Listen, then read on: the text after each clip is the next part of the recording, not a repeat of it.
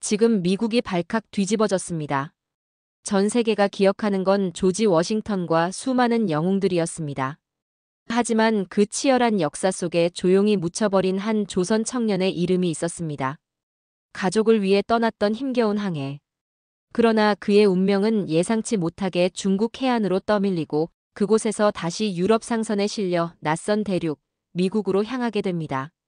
언어도 통하지 않는 신대륙에서 그는 삶을 이어가기 위해 민병대에 들어가야만 했고 조롱과 멸시 속에서도 살아남기 위해 악착같이 버텼습니다.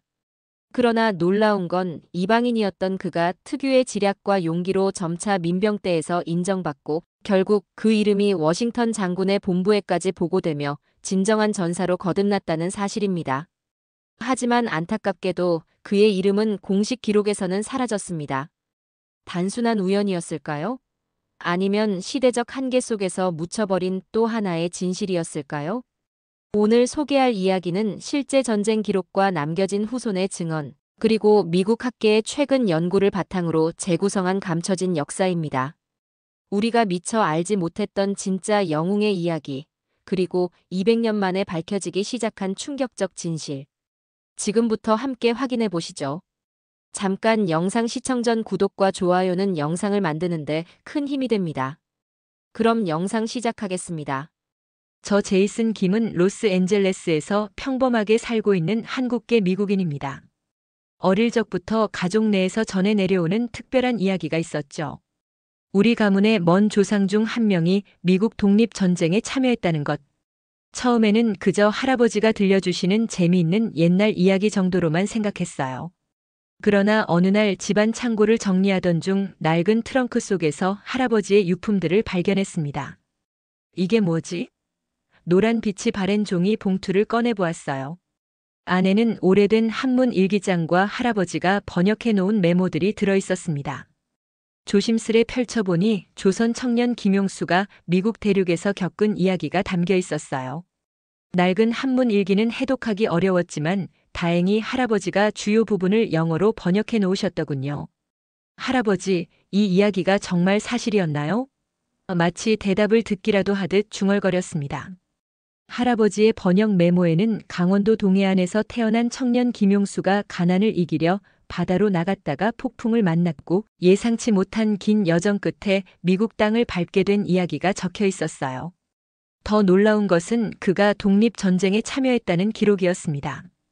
과연 이 이야기가 진짜일까? 호기심이 일었어요. 대학에서 역사를 전공한 저로서는 이 가족 전설의 진위를 확인하고 싶었죠. 어머니는 그냥 할아버지가 지어낸 이야기겠지라며 무심하게 넘기셨지만 저는 그럴수록 더 알고 싶었습니다. 일기장 번역본 마지막 페이지에는 이렇게 적혀 있었어요. 내 피는 이 땅에 남겠지만 내 마음은 언제나 조선에 있다. 그 한 줄이 제 가슴을 울렸습니다. 자신의 의지와 상관없이 머나먼 이국 땅에서 살아가야 했던 한 청년의 고독과 그리움이 느껴졌죠. 그날 밤 잠들기 전 반드시 진실을 찾아내겠어라고 다짐했습니다. 김용수의 이야기가 단순한 가족 전설이 아닌 역사의 한 페이지였음을 증명하고 싶었어요. 조상님의 발자취를 따라가는 여정이 시작된 순간이었습니다. 결단을 내리는 데는 오래 걸리지 않았어요. 대학원 방학을 이용해 워싱턴 DC의 국립문서보관소로 향했습니다. 도착한 첫날, 저는 설렘과 긴장이 뒤섞인 마음으로 거대한 건물 앞에 서 있었죠. 이곳에서 김용수의 흔적을 찾을 수 있을까? 입구에서 방문 목적을 설명하자 직원 마이클이 친절하게 안내해 주었습니다. 18세기 민병대 기록이라. 흥미롭지만 방대한 자료 속에서 찾기가 쉽지 않을 거예요. 인내심을 가지셔야 할 겁니다. 마이클의 도움으로 1770년대 미국 독립군 관련 자료들을 살펴보기 시작했어요.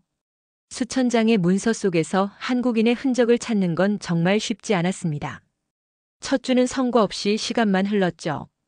둘째 주, 셋째 주도 마찬가지였어요. 이렇게 어려울 줄 몰랐네요. 저는 점점 낙심하고 있었습니다. 역사 연구는 인내의 과정이에요. 때로는 몇 달 심지어 몇 년이 걸리기도 하죠. 마이클의 위로가 있었지만 제 시간은 제한되어 있었어요. 거의 한 달이 지났을 때 마이클이 새로운 제안을 했습니다. 혹시 뉴욕 지역 민병대 특수 기록 분류를 확인해 보셨나요? 작년에 새로 정리된 자료인데 외국 출신 병사들에 관한 기록이 있을지도 모릅니다. 마지막 희망을 걸고 그 자료들을 요청했어요. 지하 자료실은 습기와 오래된 종이 냄새로 가득했습니다.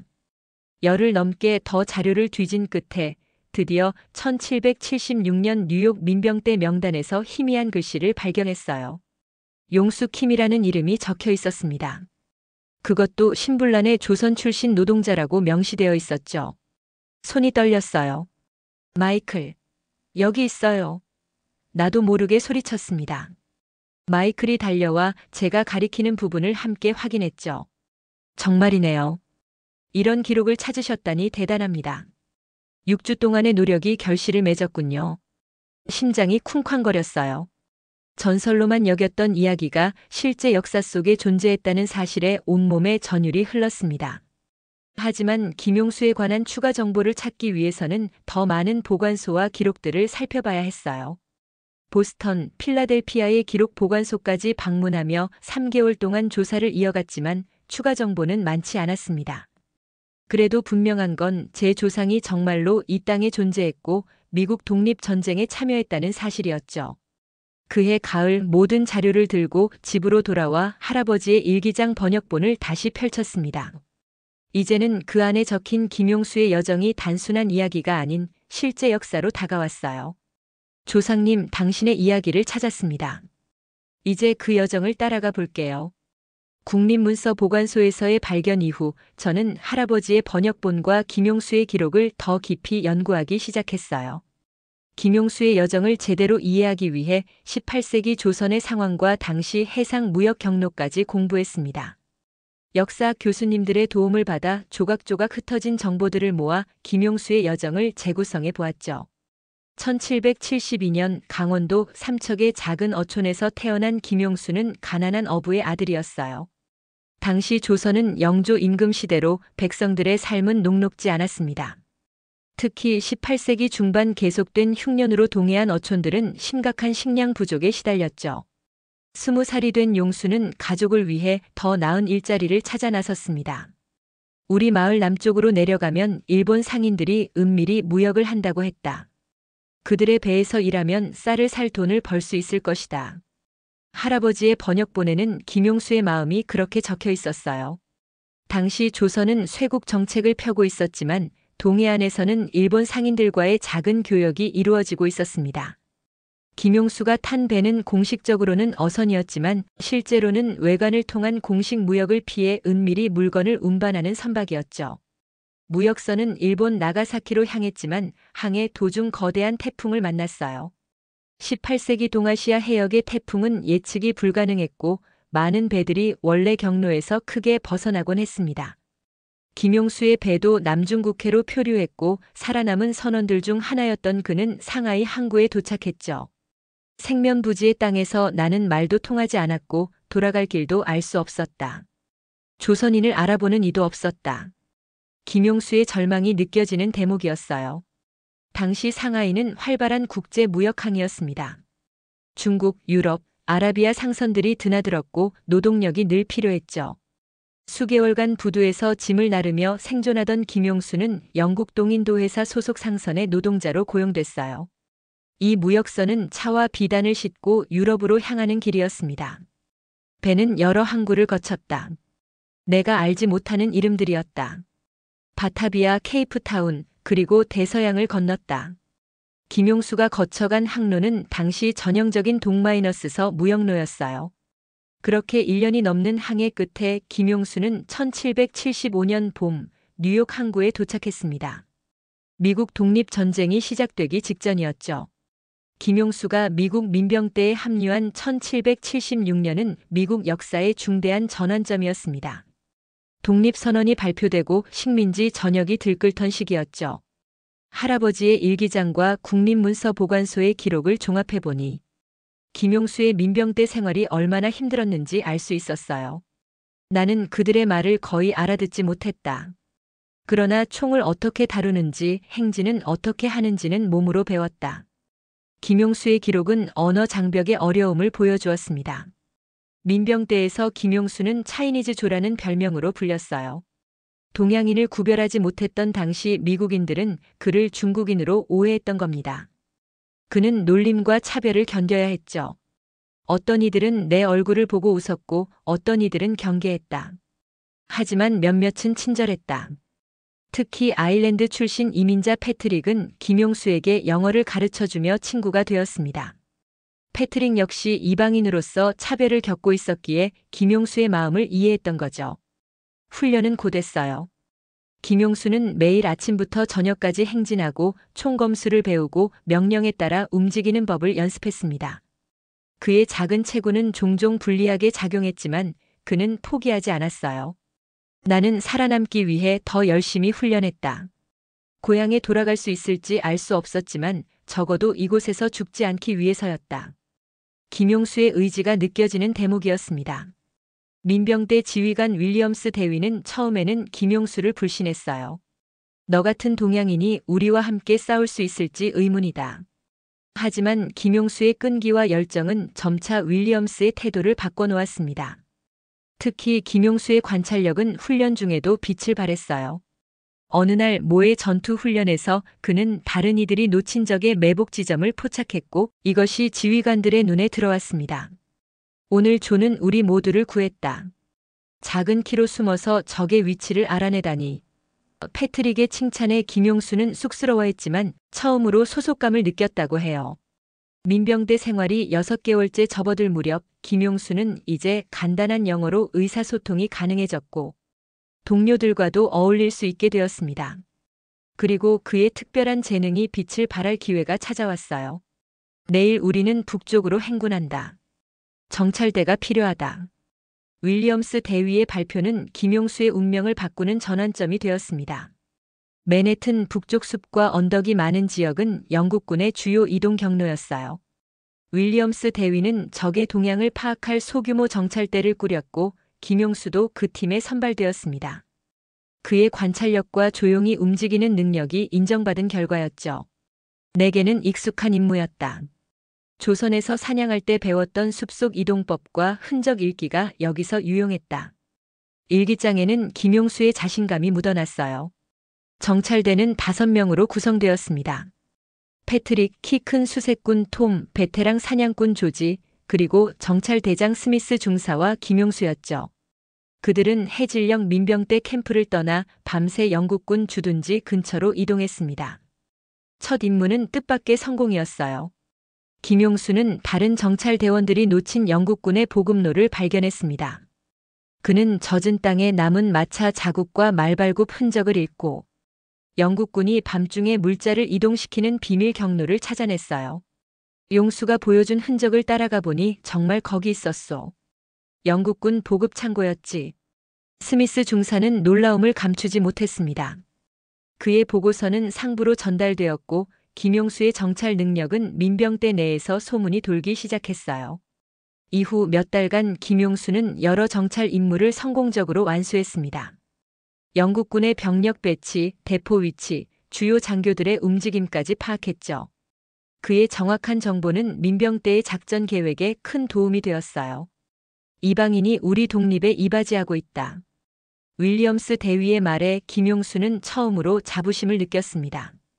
더 이상 차이니즈 조가 아닌 스카우트 킴으로 불리기 시작했죠. 어느 날 김용수의 정찰대는 중요한 정보를 가지고 돌아왔어요. 영국군 대규모 부대가 허드슨 강을 따라 남하하고 있다는 사실이었습니다. 이 정보는 너무 중요해서 즉시 워싱턴 본부에 전달되었어요. 나는 처음으로 내 이름이 높은 곳에 보고되었다는 사실에 긴장했다. 김용수의 일기는 그의 복잡한 감정을 보여주었습니다.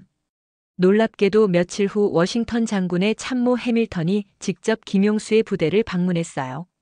그는 정찰 보고서의 세부 내용을 확인하기 위해 왔고 김용수를 직접 만났습니다. 그대의 눈은 우리 군의 큰 자산이요. 해밀턴의 짧은 칭찬에 김용수는 크게 감격했다고 해요. 이방인으로 시작한 그의 여정이 이제 미국 독립군의 중요한 구성원으로 변모하고 있었습니다. 이 사건 이후 김용수는 더 중요한 정찰 임무를 맡게 되었어요. 그리고 그의 명성은 조용히 군 내부에 퍼져나갔죠. 작은 체구의 동양인 정찰병이 미국의 독립전쟁에서 자신만의 역할을 찾아가고 있었습니다. 1777년 가을, 전쟁의 흐름이 바뀌는 중요한 시점이었어요. 영국군 장군 버고인이 이끄는 대규모 부대가 캐나다에서 남하해 뉴욕을 점령하려는 계획을 세웠습니다. 이에 맞서 미국 독립군은 게이츠 장군의 지휘 아래 사라토가 지역에 방어선을 구축했죠. 김용수가 속한 정찰대는 북부 전선으로 배치되었어요. 그들의 임무는 영국군의 움직임을 관찰하고 정보를 수집하는 것이었습니다. 패트릭, 김용수 그리고 3명의 동료들은 적진 가까이에서 위험한 정찰 활동을 이어갔어요.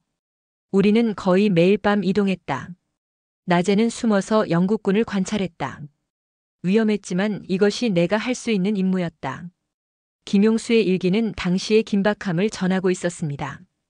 9월 중순, 김용수의 정찰대는 중요한 정보를 얻었어요. 영국군이 허드슨 강 서쪽으로 물자를 운반하는 모습을 목격한 것이죠.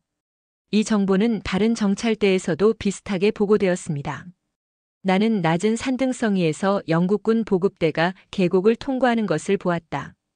김용수는 이 정보를 스미스 중사에게 보고했고 중사는 이를 상부에 전달했어요. 김용수의 보고는 여러 정찰대의 정보 중 하나였지만 미국군이 사라토가 전투의 전략을 세우는 데 도움이 되었습니다. 미국군은 영국군의 보급로를 효과적으로 차단할 수 있었고 이는 버고인 장군의 부대를 점점 고립시켰죠. 정찰대의 모든 보고가 합쳐져 전체 그림을 만들어냈다.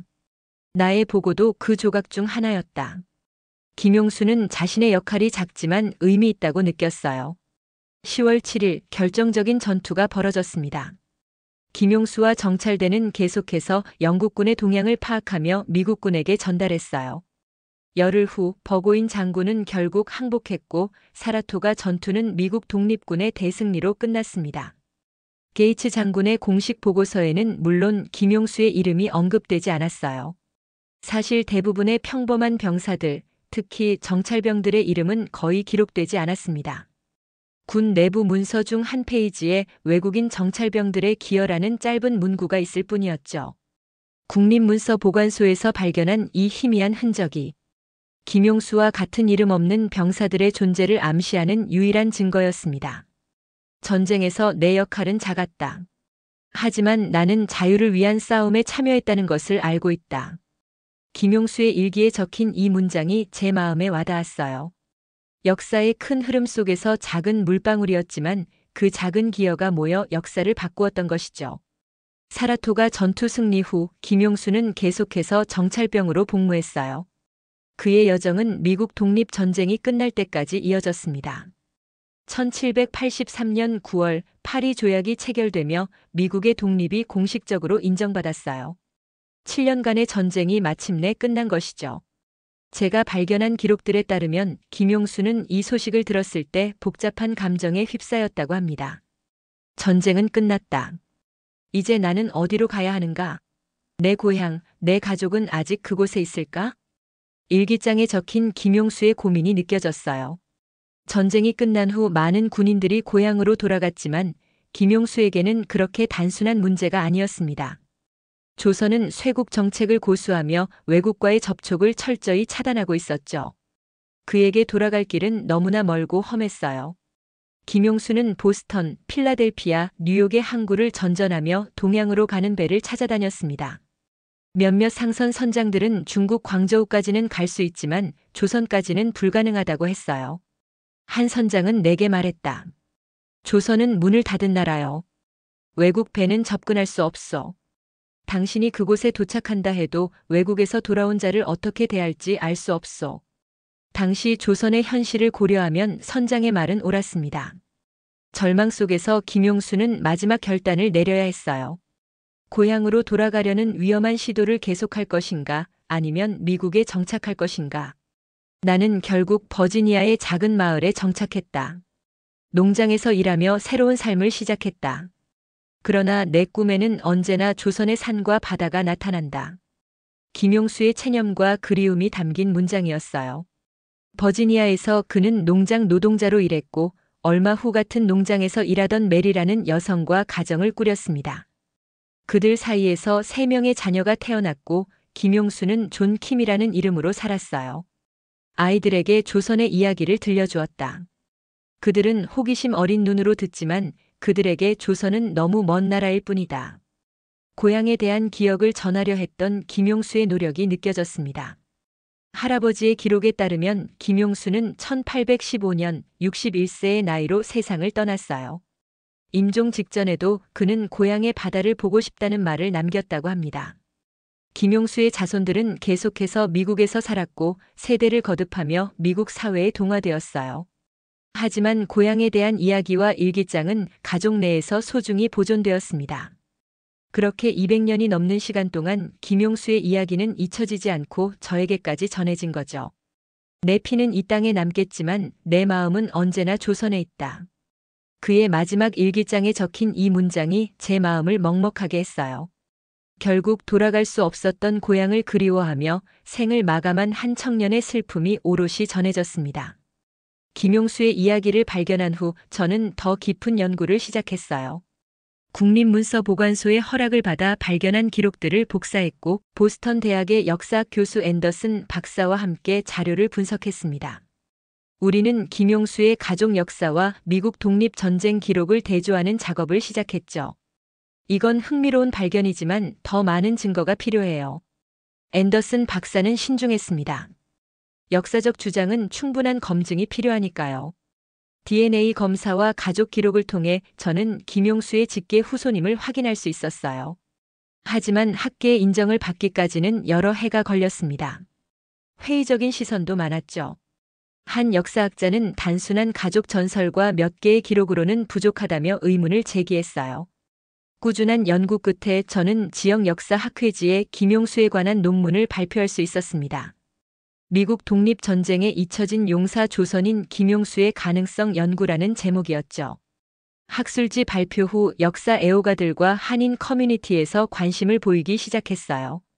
지역 텔레비전 방송에서 저와 인터뷰를 했고 동네 신문에도 기사가 실렸습니다. 그는 우연히 미국에 오게 되었지만 자유를 위한 싸움에 자신의 방식으로 기여한 사람이었어요. 제가 인터뷰에서 한 말이었죠. 작은 시작이었지만 점차 관심이 확대되었어요. 한인역사연구회는 김용수의 이야기를 기록하는 프로젝트를 시작했고 저는 연구회의 자료를 통해 강원도 동해안의 모습을 살펴볼 수 있었습니다. 인터넷에서 찾은 삼척 바닷가 사진들을 보며 김용수의 고향을 상상해 보았어요. 이 바다가 그를 멀리 데려갔고 결국 고향으로 돌아올 수 없게 했구나. 화면 속 동해를 바라보며 생각했습니다. 버지니아주 지역 역사보존회는 김용수가 살았던 것으로 추정되는 지역에 작은 안내판을 설치해 주었어요. 이 지역에는 독립전쟁에 참여한 다양한 배경의 사람들이 살았습니다. 그 중에는 조선에서 온 김용수도 있었습니다. 라는 간단한 문구였지만 의미가 컸죠. 가끔 지역 학교나 도서관에서 김용수의 이야기를 들려달라는 요청을 받을 때마다 저는 기쁘게 응합니다. 아이들에게 미국 역사의 다양성을 알려주는 작은 기회라고 생각하기 때문이에요. 역사는 종종 작은 이야기들을 잊어버리지만 우리가 기억하고 전한다면 그들은 살아있는 겁니다. 강연을 마칠 때마다 하는 말이에요. 할아버지의 일기장을 소중히 간직하며 저는 김용수의 이야기를 계속 연구하고 있습니다. 비록 전 세계적인 주목을 받지는 못했지만 한 사람의 잊혀진 역사가 조금씩 빛을 보기 시작한 것만으로도 의미가 있다고 생각해요. 역사의 퍼즐 조각을 하나 더 채운 느낌이랄까요? 오늘의 사연은 여기까지입니다. 지금까지 감동사다리였습니다. 오늘도 우리 구독자님들의 가정에 따뜻한 행복이 가득하시길 진심으로 바라겠습니다.